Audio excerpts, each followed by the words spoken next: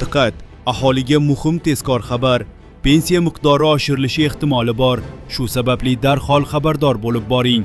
Assalomu alaykum hurmatli tomoshabinlar. O'zbekiston va jahonda yuz berayotgan eng so'nggi hamda rasmiy yangiliklardan birinchilardan bo'lib xabardor bo'lishni istasangiz, videoga like bosib, kanalimizga obuna bo'lishni unutmang. Sizning qo'llab-quvvatlashingiz biz uchun juda muhim.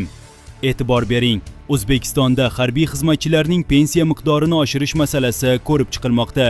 Harbiy xizmatchilar hamda ularning oila a'zolarini pensiya bilan ta'minlash tizimini yanada takomillashtirishga qaratilgan qonun loyihasi birinchi o'qishda muhokama qilindi. Mazkur loyihaga ko'ra, harbiy xizmatchilar, xodimlar va ularning oila a'zolarini davlat pensiyalari bilan ta'minlashning huquqiy asoslarini mustahkamlash, shuningdek, pensiya tayinlash shartlari, turlari va miqdorlarini yanada yaxshilash rejalashtirilmoqda.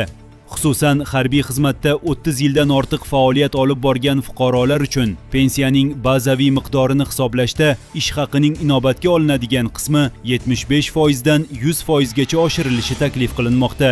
Bundan tashqari, pensiyani hisoblashda asos bo'ladigan bazaviy miqdorni 10 baravar o'rniga 12 baravar asosida hisoblash tizimini joriy etish ham rejalashtirilgan.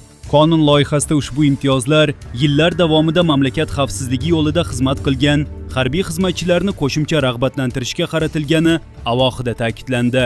Majlis davomida loyiha deputatlar tomonidan birinchi o'qishda ma'qullandi. Hurmatli tomoshabinlar, kanalimizni qo'llab-quvvatlash uchun videoga bitta like bosib, obuna bo'lishni unutmang.